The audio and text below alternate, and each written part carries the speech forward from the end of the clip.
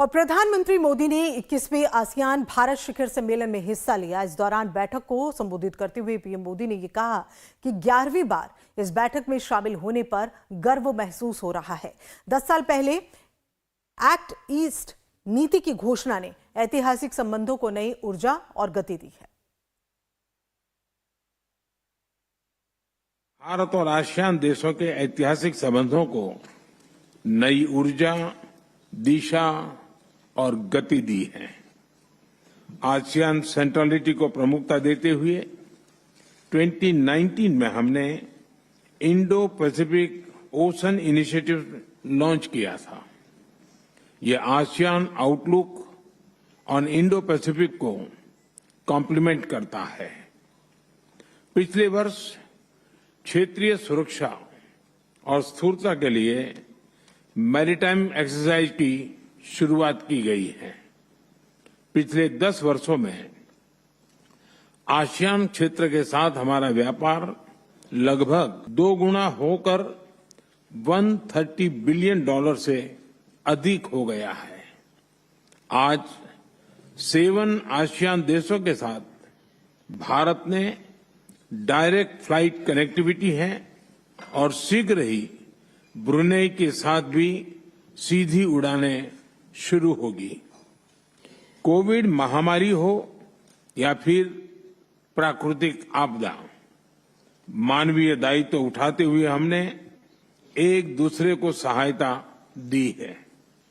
विभिन्न क्षेत्रों में सहयोग के लिए science and technology fund, digital fund और ग्रीन फंड स्थापित किए गए हैं। भारत ने इनमें $30 मिलियन से अधिक का योगदान किया है।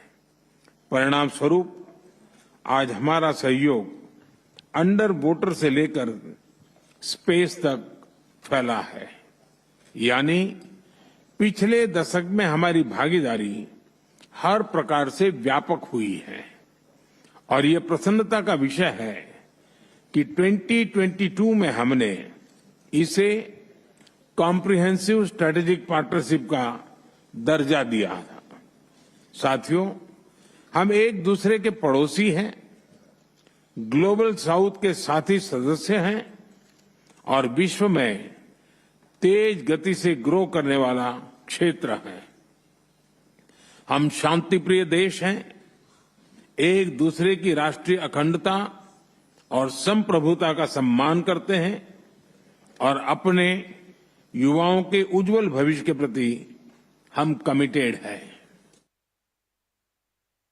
और प्रधानमंत्री नरेंद्र मोदी आसियान भारत शिखर सम्मेलन में शामिल होने के लिए पहुंचे और इस दौरान द्विपक्षीय बातचीत भी हुई है। आपको बता दें कि ये तस्वीरें भी हम आपको दिखा रहे हैं। प्रधानमंत्री नरेंद्र मोदी को आप देख सकते हैं आसियान भारत शिखर सम्मेलन और पूर्वी एशिया शिखर सम्मेलन में भाग लेने के लिए आज से 2 दिन के लाओस दौरे पर हैं, जहां कनेक्टिविटी में सुधार, डिजिटल सार्वजनिक बुनियादी ढांचे का विस्तार प्रमुख मुद्दे रहने की उम्मीद है। ऐसे में पीएम मोदी की ये यात्रा एक्ट ईस्ट नीति के 10 साल पूरे होने के मौके पर हो रही है।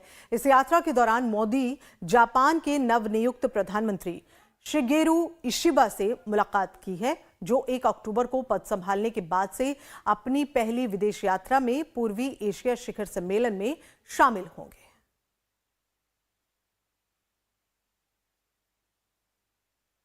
तो ये तस्वीरें आप देखिए, आसियान में पीएम मोदी पहुंचे, जहां उन्होंने हिस्सा लिया। ये खास एशिया शिखर सम्मेलन और जिसमें प्रधानमंत्री नरेंद्र मोदी को इस वक्त आप देख रहे हैं, वो पहुंचे और ये आप देख सकते हैं वहां के लोग पारंपरिक वेशभूषा में, भारतीय वेशभूषा में वो नजर आए। 2 दिन के लाओस दौरे पर आसियान में पीएम मोदी ने हिस्सा लिया। तस्वीरें भी आप देख रहे हैं। नवनियुक्त प्रधानमंत्री से उन्होंने मुलाकात की है इस दौरान और ये आप तस्वीरें देख रहे हैं। जब वो वहां पहुंचे तो लोगों में खासा उत्साह था और प्रधानमंत्री शिगेरू इशिबा से उन्होंने मुलाकात भी की है।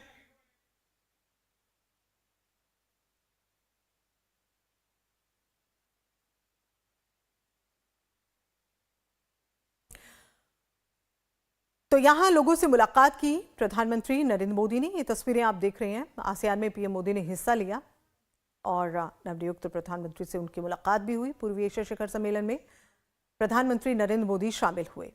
एक्ट ईस्ट नीति को 10 साल पूरे हुए और इस दौरान प्रधानमंत्री नरेंद्र मोदी 21वें आसियान भारत समिट में पहुंचे।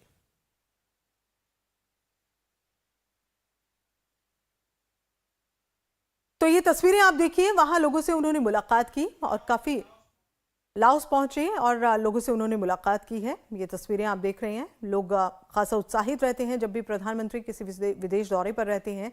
ऐसे में ना केवल जो भारतीय मूल के लोग हैं बल्कि वहां के लोग भी प्रधानमंत्री से मुलाकात के लिए आतुर रहते हैं और प्रधानमंत्री उनका अभिवादन स्वीकार करते हैं। ये तस्वीरों में आप प्रधानमंत्री को देख रहे हैं।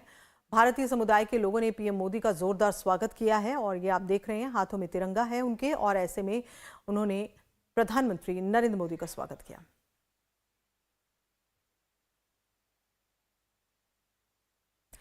और आइए अब आपको बताते हैं कि भारत के लिए क्यों अहम है ये यात्रा। इस यात्रा के दौरान भारत आसियान संबंधों को लेकर साझेदारी की भविष्य की जो दिशा है वो तय होगी। भारत इस क्षेत्र में आपदाओं के लिए सबसे पहले प्रतिक्रिया देने वालों में से एक रहा है, चाहे वो इस महीने की शुरुआत में हो या फिर पिछले महीने हिंद महासागर में आई सुनामी हो या फिर टाइफून याकी।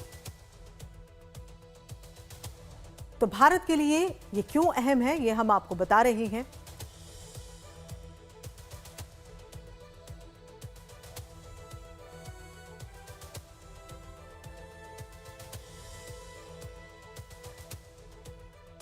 तो आसियान ने प्रस्तावित शांति योजना की कनेक्टिविटी में सुधार पर जोर होगा, डिजिटल सार्वजनिक बुनियादी ढांचे का विस्तार, दक्षिण चीन सागर में क्षेत्रीय तनाव पर चर्चा संभव है और म्यांमार में गृह युद्ध पर भी चर्चा होगी। शिखर सम्मेलन के तहत द्विपक्षीय बातचीत भी होगी। लाओस के पीएम अन्य नेताओं के साथ द्विपक्षीय बैठकें करेंगे। तो आसियान में प्रस्तावित और ये भी हम आपको बता रहे हैं, कुल सदस्य 10 सदस्य हैं, जिसमें इंडोनेशिया, मलेशिया, फिलीपींस, सिंगापुर और थाईलैंड के अलावा ब्रुनेई, वियतनाम, लाओस, म्यांमार और कंबोडिया 10 कुल सदस्य।